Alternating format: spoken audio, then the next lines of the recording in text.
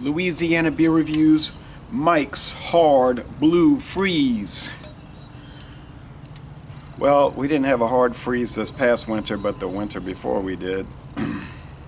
But the freeze we had kind of damaged that palm tree. You can see brown on it from the freezing air. But the hard freeze really had to cut up a bunch of branches. Anyway, the review. This is Mike's Hard Blue Freeze, introduced in 2022. There are a number of video reviews for it. They're saying throwback flavors to like the 90s. Basically slushies. Well, they had those in the, when you were a kid in the 90s. Well, when I was a kid in the 70s, they had these kind of things. There's a red freeze, a white freeze, a blue freeze, and a pink freeze. And they're all different old style slushy flavors. Oh, yummy. 5% alcohol by volume. I know there's a new Mike's Harder iced tea and lemonade, half and half. I'm gonna try to check that out. I saw this at Albertsons. It was $2.99. Nobody makes lemonade like Mike's. Malt beverage with natural flavors and certified colors. The cashier at Albertsons was like, "Wow, that's a new one, huh?" He must know, but it is new. He was saying, "I bet that tastes like blue raspberry." I said, "Probably." And for $2.99, he said, "That's not a bad price. Not these days. Nothing's a good price in 2022." But manufactured by Mike's Hard Lemonade Company, Waddell, Arizona. It's a new brewery that opened up about a year ago, or less than a year ago. And it's this is Mark Anthony Group. Okay, that's the company. They also make Cayman Jack. It says flavored beer. That's the legal disclosure there. Flavored beer. January 31st, 2022, 9:10 a.m. There's some other codes. I don't know what those mean. Might have been on the shelf a month. I was at Albertsons the last few weeks though, off and on, and checking stuff out. I didn't see it, so it must have. I could have overlooked it though, but I'm usually pretty meticulous about looking through the shelves, so it's probably new for our area. I mean, it's new anyway. It's definitely from 2022. Now, there was a Canadian version that's back to 2020, but their whole lineup is different there, and those in Canada are made by Labatt under license from Mark Anthony Group. So if you look at the lineup, a lot of the flavors don't match. This is made by the company itself. Okay. And they used to license it out to City Brewing,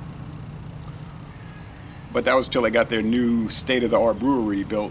And there's a nice video on YouTube showing a tour right when they were getting it started, and talking about how they spent so much money on it and everything. Okay. So I think all the ones you see in the future are going to say Arizona, Waddell, Arizona.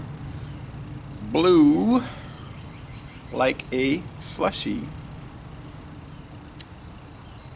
Or an icy, that's another brand you see around. Slushy and icy, two competing brands, same type thing. No head of foam, no lacing. It's translucent. It's a little cool today. It's cloudy and the humidity's high. When the grass dries, I'm going to fire up the lawnmower, but it's going to take a while to dry in this overcast situation.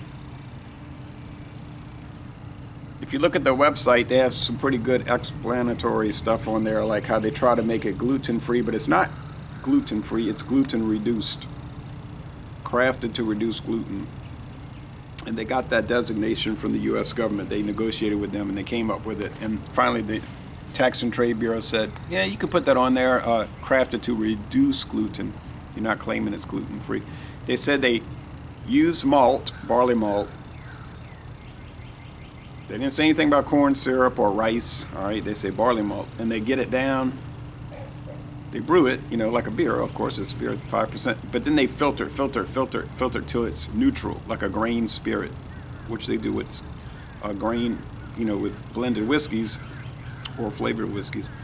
And then they add the flavoring to the neutral beer. They don't want the beer to have flavor. So, just like American blended whiskeys, they want the flavor coming from the straight whiskey that they add, the 20% or higher straight whiskeys. They want the neutral spirits to be a base, but to have no odor and aroma, no odor and flavor, no aroma and flavor. Well, it smells like blue raspberry, which is not really an actual product, an actual produce product. You know, it's not a real fruit, but blue raspberry was developed in the 1950s, but it is a natural flavor. So it's some kind of flavor that smells like raspberry, you know. It's probably just raspberry flavor, and they had blue food coloring, okay? So yeah, it smells like raspberries. Taste.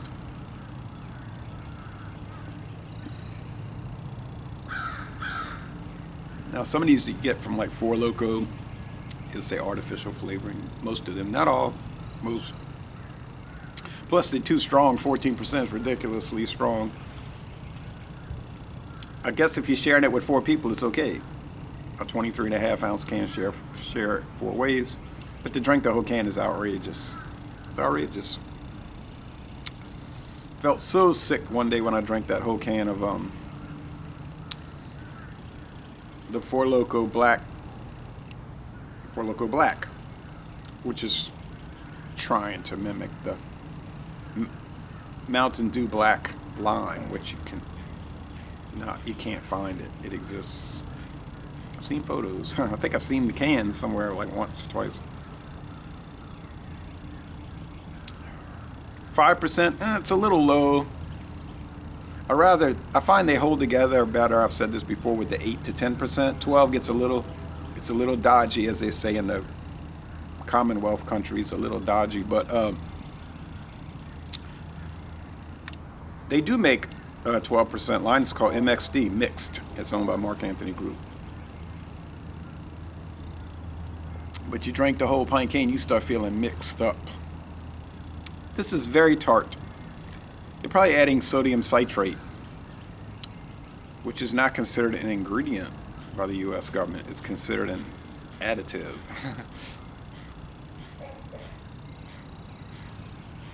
It's added to make the product have tartness. But if they're using dehydrated raspberry, like, you know, they dehydrate them and then pulverize them to like a powder, it's gonna be tart too, but it's highly filtered. I mean, there's no pulp at all in this. You know, when I did the Seagram's Escapes cocktails, the new thing for 2022, strawberry, there were bits of red stuff, like solids, hanging around, like some of the strawberry got through. They use cane sugar in this. Okay, I got off track. They add cane sugar and lemon juice. Lemons. They say they squeeze lemons, and then, you know, get the spray and capture it also with the juice, and that's their lemon flavor. And cane sugar. No high fructose corn syrup, and that's why Mike's always tastes better than many of the other, maybe most of the other ones. So water, barley malt, cane sugar, the flavorings, all nice. Now the color, food coloring, oh well, you know.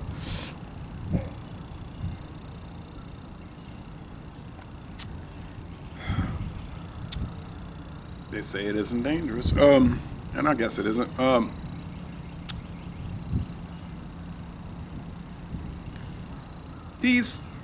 I do a lot of these reviews. I'm getting sick of these things, but I was kind of sick of them when I first tried them. You know what I'm saying? Like, they all kind of taste the same in the sense that they're always very tart. The sweetness level is high. They're trying to make them taste like a snowball or a slushy, or like I say, icy, or what they call them up north, snow cones. But people down here call them snowballs. But and I never, ever eat those things. I don't even like those things. But they're out there, you know, it's just, they're common. These things are common. And I just grab them and say, what the heck, you know. They're all pretty well made. You get some dogs, but I score these according to what they are, even though I don't like what they are, you know. There's a little waxiness in this. Strange. So sweetness level, yeah, it's probably 4 out of 5 sugar cubes. Bitterness level, I guess they have hops in this. They didn't mention that on the website. They have to have hops because it is a malt beverage, which by law has to contain hops. I don't think beer has to have hops. Like those sugarcane based beers, like cane sugar beers like the seltzers and all. But if you read the Tax and Trade Bureau website, it's like real specific. Malt beverages must contain hops.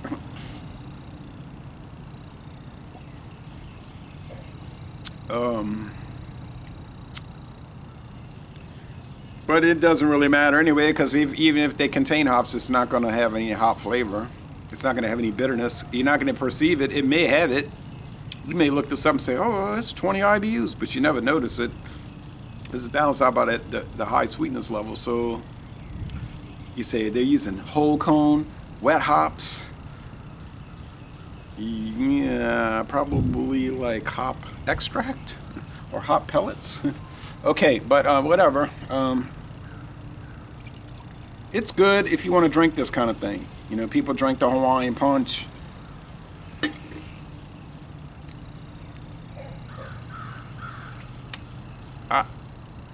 I mean, it's like if you see a cake and it's got the blue icing, I never want to eat that. You know, it's like a turn off to me. This blue color is like, you know, but looks like Windex.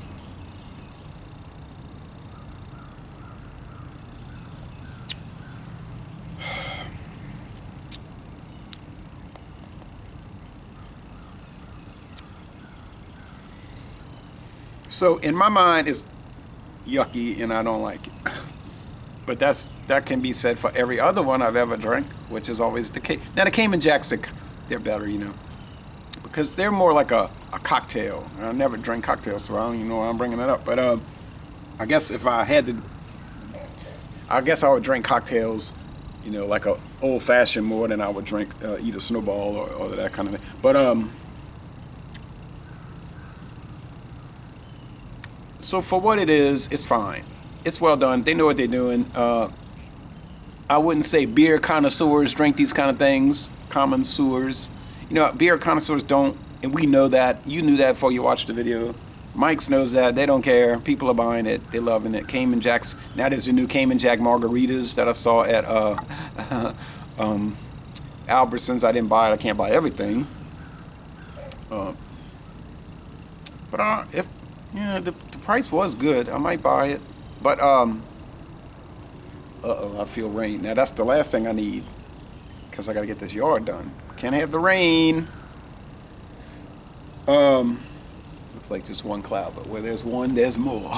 But I'll give it an A at a 93. It's most excellent for what it is. Like I'm saying, a flavored beer. Would I rather drink a regular beer like Miller High Life or Coors Banquet or Steel Reserve 211 6% version, that one, or Mickey's Fine Malt Liquor, or Guinness Draft Stout, or Guinness Foreign Extra Stout, or what, any of those? Well, of course I would rather drink those. That's more of my thing. But you know, it's a personal preference issue. It's not a quality issue in this case. Some people, I watched their reviews and they scored according to personal preference. You know, I was watching this Scotch video. Oh, I hate Scotch. I'm gonna give it a low score. Well, okay. Or they'll say, I hate IPAs. They give every IPA a bad score. I don't like that bitterness. Okay, but it's not bad because you hate it. It would be bad if it was poorly made. But anyway, all right, I'm telling you redundant things and things that are self-evident. So anyway, here comes the rain, so that's a depressing situation. but we'll soldier through.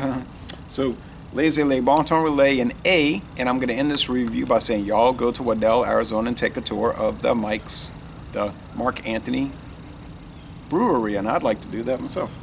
Thank you.